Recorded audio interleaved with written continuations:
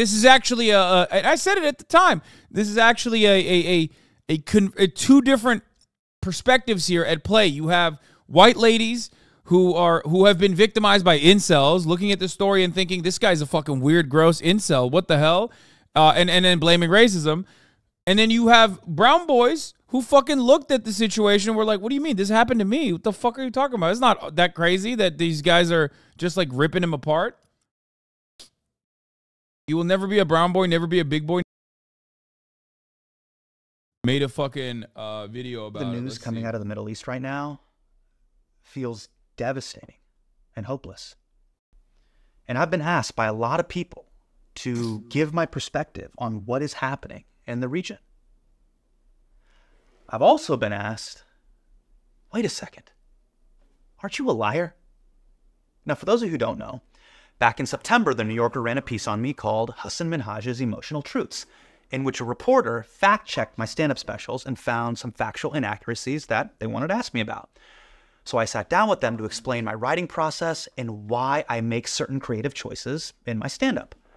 Now, when the article came out, it got picked up by almost every single news outlet, all of them basically saying the same thing. Critics are raising questions about Hasan Minhaj and whether he and other comedians should be more truthful with their materials. One of Mr. Minhaj's stories is about a white girl he asked to the prom who spurned him on the big day when her parents didn't want pictures taken with a brown boy, except it never happened. Now, with everything that's happening in the world, I'm aware even talking about this now feels so trivial. But being accused of faking racism is not trivial. It is very serious and it demands an explanation. So to everyone who read that article, I want to answer the biggest question that's probably on your mind. Is Hasan Minhaj secretly a psycho? Underneath all that pomade, is Hasan Minhaj just a con artist who uses fake racism and Islamophobia to advance his career? Because after reading that article, I would also think that. So I took a beat before responding. Because like you, I've been paralyzed by the news coming out of the Middle East. And I've been processing all the criticism that has come my way. And I just want to say, the fuck? To anyone who felt betrayed or hurt by my stand-up, I am sorry. I made artistic choices to express myself and drive home larger issues affecting me and my community. And Bro, there ain't no fucking way that I let people down. There ain't no way he made a YouTube apology video being like, yeah, I actually did lie, by the way. That's so weird. Bro, move on. Move on. What are you doing? Move on. Just literally, if he had just been like, fuck the New Yorker, okay? And then immediately been like, here is a 21-minute breakdown, comprehensive breakdown on how Israel has slaughtered Palestinian children. People would forget about what the fuck's going on in his life. Oh my God. Now it looks like he's just being like, hey, I know that things are really fucked up right now. Like there's ethnic cleansing happening, but also here I wanted to make a YouTube apology about how I lied in my life and my personal experiences to make comedy specials. What the fuck? He kind of exonerates himself? And really? The reason I feel horrible is because I'm not a psycho. But this New Yorker article definitely makes me look like one. It was so needlessly misleading. Not just about my stand-up, but also me as a person. The truth is, racism, FBI surveillance, and threats to my family happened. And I said this on the record. So I'm going to do the most Hasan Minhaj thing ever. I'm going to do a deep dive on my own scandal with graphics. Because there was so much evidence I gave the New Yorker that they ignored that I want to show you. So buckle up because it's about to get tedious. There are 3 stories from that article that I want to address. The anthrax scare. This guy. Dude. Look at how Look at how schizophrenic my fucking haters are. Are you just saying that because you've been caught in lies too? Divert some attention? Yeah, dude. It must mean that. I love being a 3-month subscriber and immediately having the least charitable thing that, like, having the least charitable perspective on the person that you've, like, watched, that you've been following since 2019. you've been following me since 2019, pretty much like a year in, or more than a year in. But like when I first was thinking about becoming a content creator on this platform full time, you've seen every aspect of my career on this platform, and you have waited for the past 4 years to, and throughout that process, not even a single moment did you go, man, this guy is maybe not the piece of shit that I think he is, that other people have told me he is. You know what I mean? 4 years, man. You good? You good? 4 years? Like, that's how uncharitable you are? When I said what I said about Hasan Minhaj, it must mean that I have something to hide too? I wonder why this is his first message in the past 3 years. I wonder what led him to come back in here. Last time he wrote something was 2020. Do you even read this stuff, lol? We want Bernie. Obama, we want Bernie. Do you like Destiny then? I love your shit, man. 2019. Love the content, man. Keep it up. Love the content. How do you go from that to this, dude? How? Over the course of 4 years, how do you become this uncharitable? How did that happen? Because think about it. Like, I'm over here criticizing an entirely different person for what he's doing that comes across as very narcissistic. And this guy goes, oh, he's shitting on this other guy, which must mean, like, he's got something to hide himself. Like, how can you fucking turn anything and everything I say back on me in the least charitable way possible? It's crazy. The FBI informant story, but first I want to talk about how and why I was rejected from prom. Now let me first say this. I am 38 years old with a wife and 2 kids. I do not give a shit about prom. But it's a big story from my first stand-up special, and the New Yorker implied that I made it all up and that my race wasn't a factor in my rejection. But it was, and I have the evidence to prove it. So, in Homecoming King, I told a story about how I was supposed to go to prom with a white girl named Bethany Reed. Her real name is not Bethany. I changed it to protect her anonymity. I say that I show up at Bethany's house on prom night, but at the doorstep, her mom tells me they don't want her to go to prom with me because they'll be taking a lot of pictures and they don't want their family back home to see her with a brown boy. Bethany's mom did really say that. It was just a few days before prom. And I created the doorstep scene to drop the audience into the feeling of that moment, which I told the reporter. Is the doorstep moment true? Like, No, did that happen? No. It happened before. But the emotional truth remains the same. Her mom going, "Hey, sweetie, we take photos and we don't want people to see. We have family back home." Did she sort of give that as the reason of, like, my parents aren't comfortable with going to... Yeah. Yes. And it just destroyed me. Yeah. Sure. That's understandable. The reporter said it's understandable. But none of what I explicitly said makes it in the article. This is what... Okay, never mind. I take it back. He kind of cooked them a little bit. That's kind of fucked. I guess the reporter will say, well, we went back to the lady and she said that that's not something that happened. Okay. What they wrote instead. She told me that she turned down Minhaj, who was then a close friend, in person days before the dance. Minhaj acknowledged that this was correct, but he said that the two of them had long carried different understandings of her rejection. This whole paragraph makes it sound like I got friend-zoned by Bethany, and then I turned into an angry incel, and then faked racism to get back at her. And I think this sentence is the reason why people believe that. He said that the two of them had long carried different understandings of her rejection. This sentence is incredibly misleading and implies the exact opposite of what I meant. Let me explain.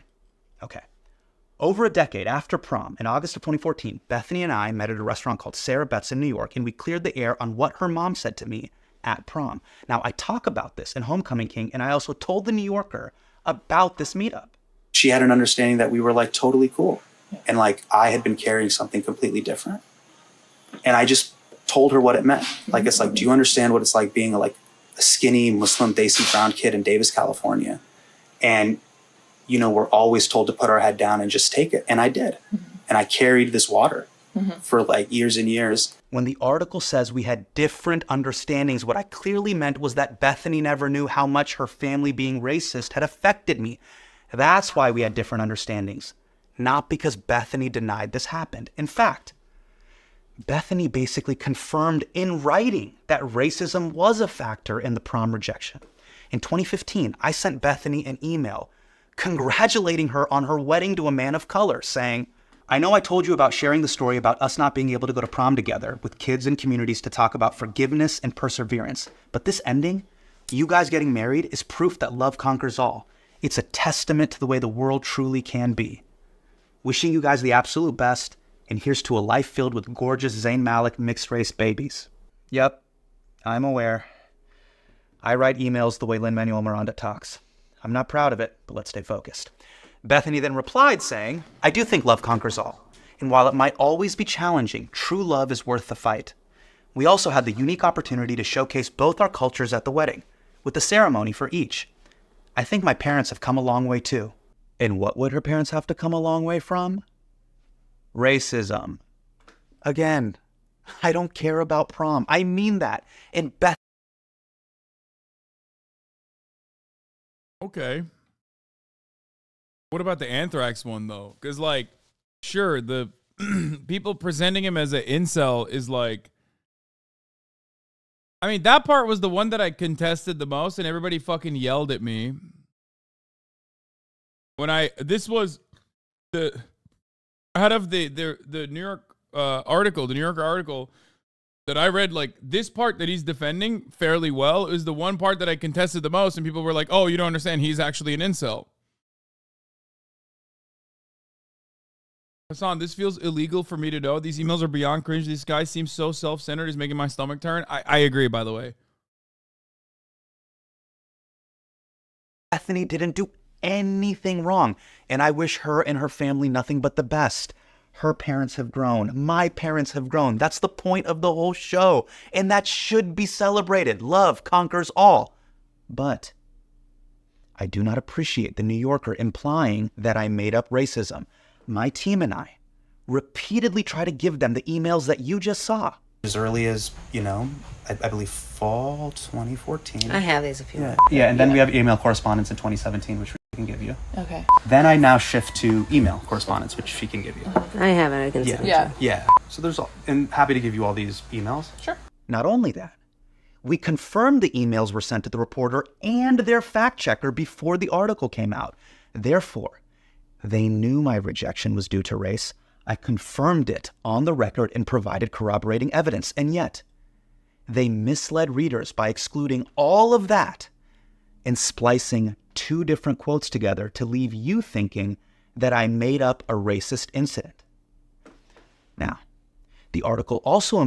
I don't think you understand how infuriating it is for someone to accuse one of making up racism. Yeah, you're right, man. I definitely don't understand what it's like when someone says you're making up racism.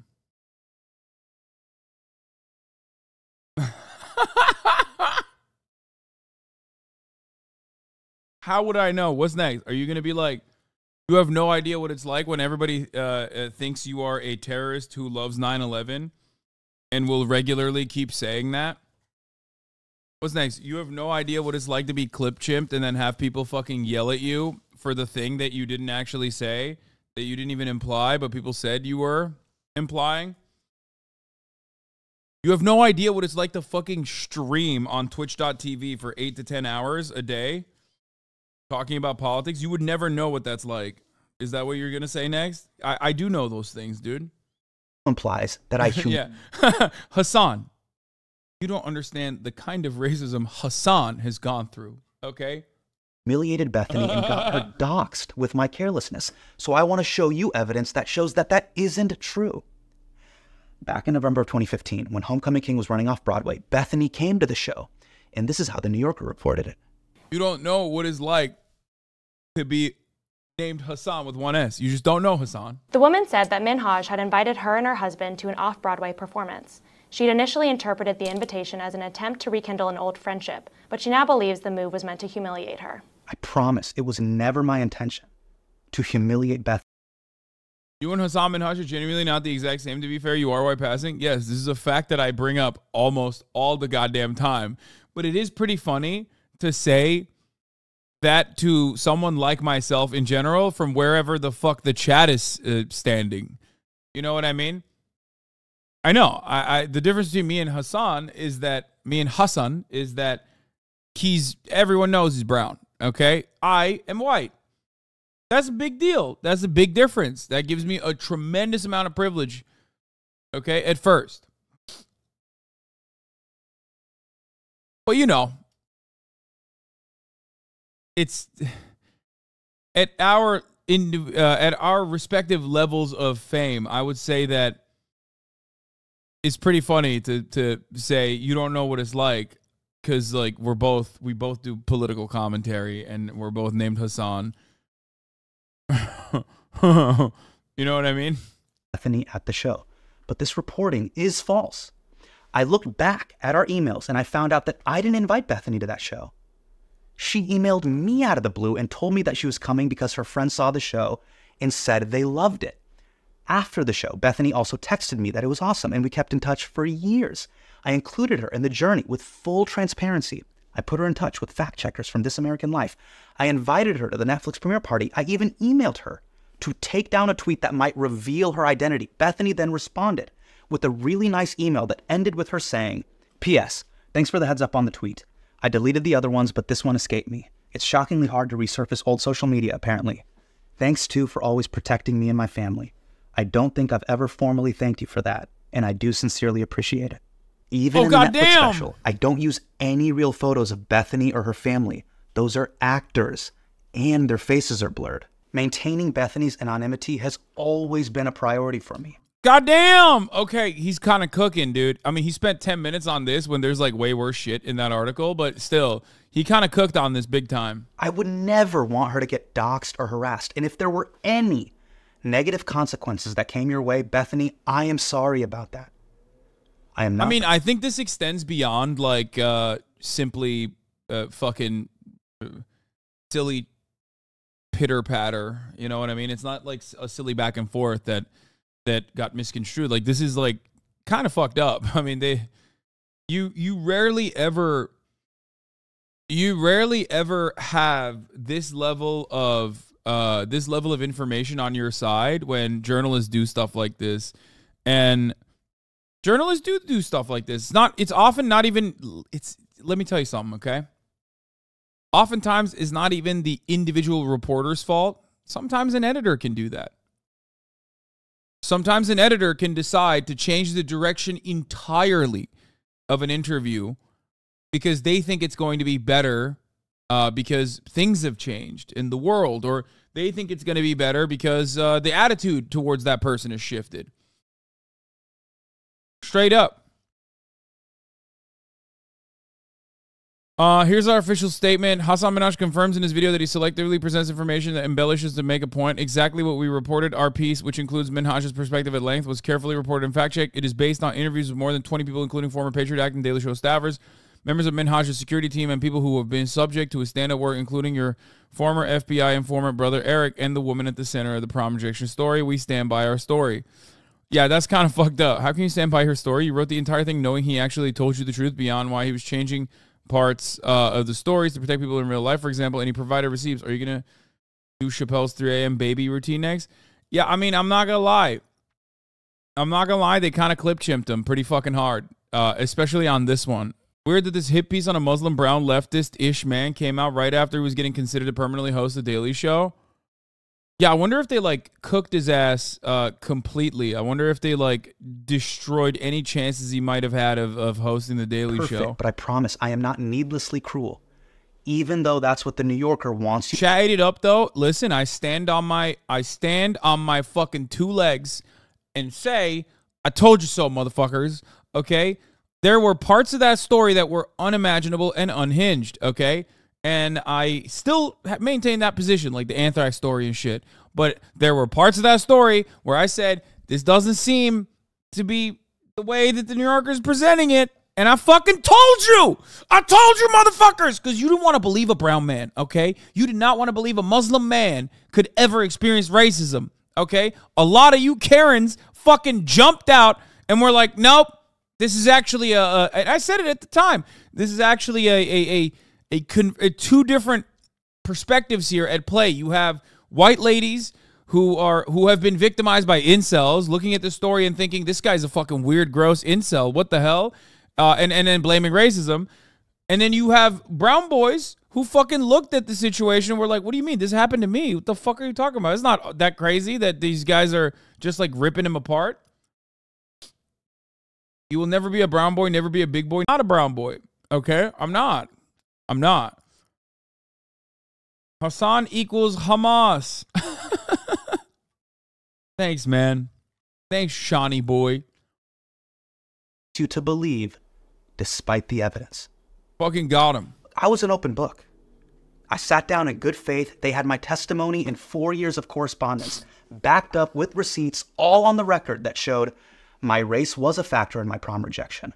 I wasn't careless with Bethany's privacy, and she thanked me for keeping her family's identity safe.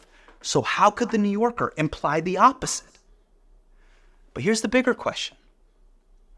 Why did the New Yorker fact-check my stand-up special, but not properly fact-check their own article?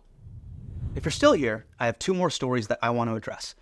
Now, in my second special, The King's Jester, I tell a I think the problem is that the less believable parts of the story made people think everything was fake. Yeah, maybe. Story about how I met and was harassed by an FBI informant named Brother. Yeah, I like that. Exactly. Duality of chat. You're too white for racism to happen to you, but also you're Muslim, so you like Hamas. Yeah. I mean, let's keep it $1.50 here, okay? I am very white. I do recognize that, okay? Most people don't immediately go, oh, that guy must be Muslim, right? Until they hear my name, and then they're like, okay, maybe that guy is Muslim. But ultimately, at this stage in my career, and at his stage in his career, and even when he was a fucking kid, everybody knew, for both of us, what our backgrounds are. That's why I was saying, like, I do understand what it's like sometimes. Brother Eric.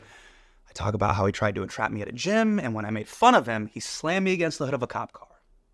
The truth is, I did have altercations with undercover law enforcement growing up, and that experience formed the basis of this story. But it didn't go down exactly like this. So I understand why people are upset. People face real danger at the hands of the police, and false stories can undermine real stories. And I am sorry I added to that problem. My intention wasn't to take away from these stories. It was to spotlight them through my special. That's why I used this story to talk about Hamid Hayat. Hamid and I were part of the same NorCal Muslim community. When he got entrapped, it rocked our community, and he spent 14 years in prison. We were the same age, same background, and like him, I also had run-ins with undercover agents. I was even physically harassed by them while playing basketball. Now you're probably wondering, why not just say that? So this is not an excuse. It is an explanation of my process. When I am storytelling, every beat has to do multiple things in a funny and impactful way. With the story, I had to set up 3 plot points. The moment I realized authority figures hate being made fun of, why I named my show Patriot Act, and spotlight the story of Hamid Hayat. The problem is 99% of people watching Netflix have no idea the FBI spied on Muslims at mosques, or they don't even believe it was real. And I know this because when I performed earlier versions of the story in front of audiences, they had no idea what I was talking about. FBI agents embedding in mosques and entrapping young Muslims through basketball or weightlifting or whatever. It sounds insane. But it was happening all over the country, even in my mosque in my hometown. It was infiltrated. And the footage that I used in the special proves that it was very real and very stupid. I wanted to recreate. Will Hasan address how he stole your career? Yeah, what the fuck, dude? Address that part, you piece of shit. That feeling that only Muslims felt for a broad audience, the feeling of paranoia and vindication, tension and release. That is why people laugh at this part. You don't get the release without the tension. That was my artistic intent, which I told the New Yorker. If you notice something about, even in the show, we pop out of it. And this is actually the point I was trying to make. My dad goes, that's not Brother Eric. His name is not Eric. His name is Craig. And the moment that the reaction the audience is having is, nudge me, you're missing the point. Yeah. The point is that it doesn't matter if his name was Eric, Craig, or Adam.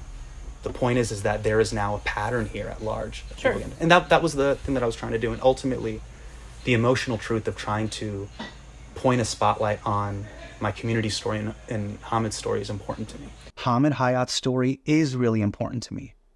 And he reached out to me after the article came out, and he wanted me to share these texts. He said that he had nothing but love for me and that I hadn't diminished his story. That's what I was trying to do. But the reporter was far more concerned about the FBI informant I talked about in the special, which honestly felt very weird. Oh, there's another part. Yeah, this FBI informant, if I remember correctly, and I talked about this as well, is like a pedophile, isn't he? I think I talked about this while covering the story, writing the New Yorker thing too. Because, like, we'll see. It might be a different FBI informant, but FBI 100, I think this was the guy. The story about the informant, actually, the bulk of the story is about Craig Monty. Like Sure. so did you reach out to Craig Monty? No. Do you feel like you owe him anything? I've heard some things and I'd rather not speak on that. So you feel like you don't owe him, you didn't owe him like a heads up? As a Muslim, am I supposed to apologize? Yeah, that part is fucking nuts. Like, I mean, dude, I can't believe he's fucking writing this entire video, but like, this was kind of my fucking take too. It's like, what do you mean? Like, owe him an apology for what? Apologize to an ex-con who tried to entrap Muslims for the FBI. Yeah, maybe if he gave us a heads up, I would owe him a heads up. Now, the last story I want to talk about is the anthrax scare. My last special, I talk about how I received a letter in the mail. This part is the fucking crazy one.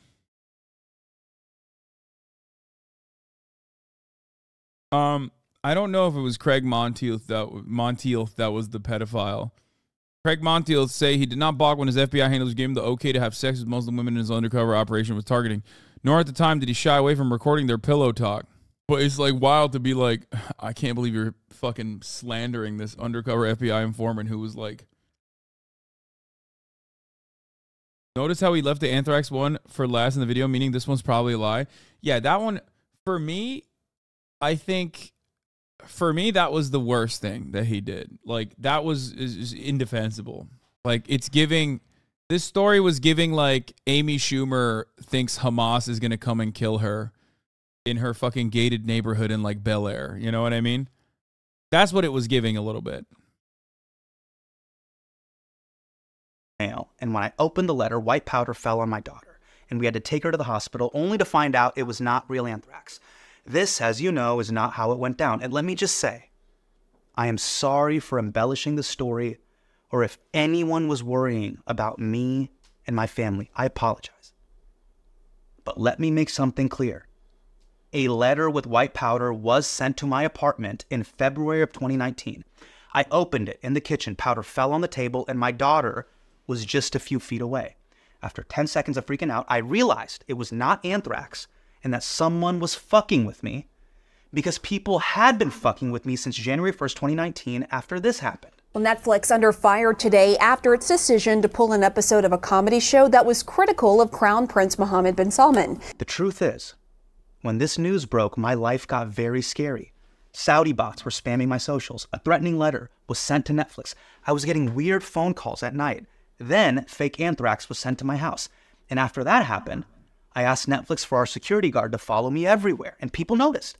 Friends were texting me about seeing me rolling everywhere through New York with security. And at one point, my wife even asked our security detail if he knew any companies that sold those tiny GPS trackers for strollers, because we were concerned that someone might try to kidnap or hurt our daughter.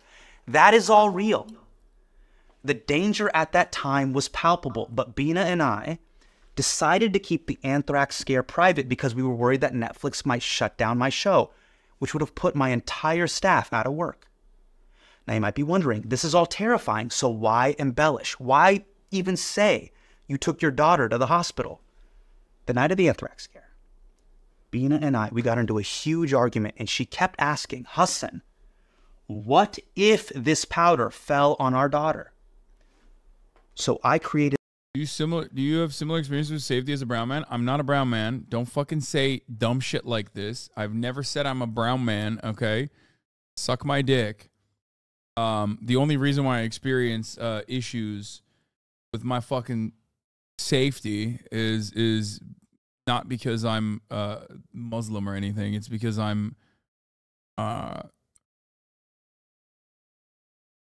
it's because I have a lot of Nazi haters. Did the hospital scene to put the audience in that same shock and fear that me and Bina felt playing out that night. Yeah, I still think it's fucking nuts. I think this is like a crazy thing to add. I told you guys, like, of course, comedians embellish. Of course, like their job is to tell a story, and centering themselves in the middle of the story is not as big as an issue. Obviously, like that's the goal. The major reason why a lot of people are yelling at him is because like he is the type of person. He's the type of person to also do like a TED Talk, basically. You know what I mean? What is this? People of Gaza, like the Israeli says senior Hamas leader killed 250 targets attacked in Gaza raid. Wait, there's a raid? What the fuck?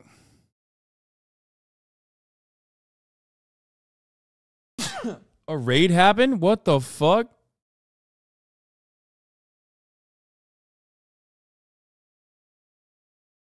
Anyway, I think that there are issues with Hasan Minhaj. There are issues with every fucking person, you know. But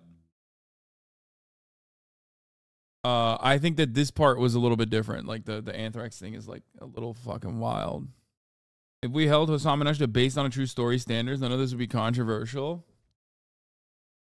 It might be a blind spot for me. Why is the anthrax story made up? Like bad to make up? Dude, it's like that part is like pretty fucking wild in my opinion. Like to say that, I guess like he didn't like, the only part that he made up was that he went to the hospital. But he didn't actually get, I mean, he got fake anthrax sent to him, and that the only part he lied about was that he took his daughter to the hospital, which I still think is like kind of a wild thing. Then I added to add on to the story, the investigator character, because women in my life were telling me that Bina was coming off super naggy in old versions of the story. So I gave some of Bina's lines to other characters so that her perspective was represented in a way that didn't reflect poorly on her. Again, I am sorry if I crossed a line here, but I told this story this way to put the audience on the roller coaster ride that we were both experiencing at that time. Now look, I understand why people were upset by all of this. Different comedians have different expectations built into their personas. Like that part is the most powerful aspect of it, is that like when he's telling that story, it's like anthrax fell on his fucking daughter in that moment. He thinks it's real. You know what I mean? That's like that's you know, that's a very emotional thing. But like I said, let me tell you something. Okay, let me tell you something. The reason why this is a big problem is because he's not a ha-ha fart guy. Okay. He's a serious, look at me, I'm going to tell you about racism and other stuff guy. That's it. There's a distinction in comedy, and I feel like that's the major reason as to why people take this super seriously, because like his fan base takes it super seriously as well, like the things that he says. I don't as much. I like him. I value his space. You know what I mean? I think he does a good job. There are obviously like, I don't think he goes as hard. And I think that like the anthrax story, I guess like that's the most ridiculous one, as I said, when we were looking at it. And I think that was, that's the one that he didn't do a good enough job defending, in my opinion, here as well. Have you been silly today? I've been silly. I'm silly every day. I serve the top of the hour ad break every day, and I do a segue on it. You know what I mean? But yeah, if this were John Mulaney, nobody would give a shit, I guess. But the other two are pretty fucking damaging, in my opinion. Like the way that they cooked him on that, especially the first one, which he had the most evidence for. You know. For you, though, you will have no evidence at the top of the hour ad break as long as you subscribe for $5 or for free at the top of the hour, or get gifted a sub if you're lucky. Here's a 3-minute ad break now. Let me tell you something. I could have used this as an opportunity to fucking just dagger this man and be like, this man, he fucking lived my dream. He was on the Daily Show. His name is Hasan. He does political satire. I grew up wanting to do basically what he was doing, and there's no place for two Hasans. Okay, you can have two Johns, right? You can have a Stephen Colbert and a Jon Stewart, but you can't have fucking two Hasans doing political satire, political comedy, or political commentary in general in America. Okay, and now we got three. We got Mehdi Hasan too. So I could have just fucking, yeah, you brought up a pussy guillotine and asked if you've been silly today. Exactly. I could have fucking brought up the guillotine on him, but I didn't because I wanted to be honest. And I think that he is, you know, he's an all right dude, you know? He's just, I think people take him too seriously. Maybe he takes himself too seriously, as a matter of fact. I had two different expectations built into my work. My work as a storytelling comedian. See, he's still doing it. Like, he could just be like, dude, I'm a comedian, okay? People yell at me all the fucking time, and I say, I'm a dumb himbo, I'm a fucking Twitch streamer, everybody calm down. But it's true. At the end of the day, I do talk about pussy guillotines. You know what I mean? I talk about dumb shit all the fucking time. I burp into the microphone, unlike Sean Hannity. And I think that that's important to understand. I don't place myself at this like high level as a fucking community leader or an activist or something. I'm just a normal guy. Okay? I'm just a normal dude. He wants people to take him seriously sometimes and not seriously sometimes is the problem. He really can't have it both ways. People are too dumb. I mean, I guess like I don't want to be taken seriously, but I do get taken seriously. You know what I mean? Why do you keep burping in the mic though? Your audio is impeccable except for the burps. I don't know. I like doing it. And my work as a political comedian, where facts always come first. That is why the fact-checking on Patriot Act was extremely rigorous. The fact-checking in my congressional testimony, deeply rigorous. I don't think there's any... Chat, I have no other place to put this, but as a breather mental break, I'm in a server with a mutual friend, and there's this dude in there who interacted once with Hasan IRL and is a deranged hater for some reason, and all of us are roasting this guy for being a fucking dork like that. Wait, he interacted with me? Where did he interact with me? I've never interacted with a fucking deranged hater in real life. He probably came up like a pussy. Like, he probably came up as like a fan. Most of these guys fucking come in. Yeah, also, you added me. Of course I'm going to read it.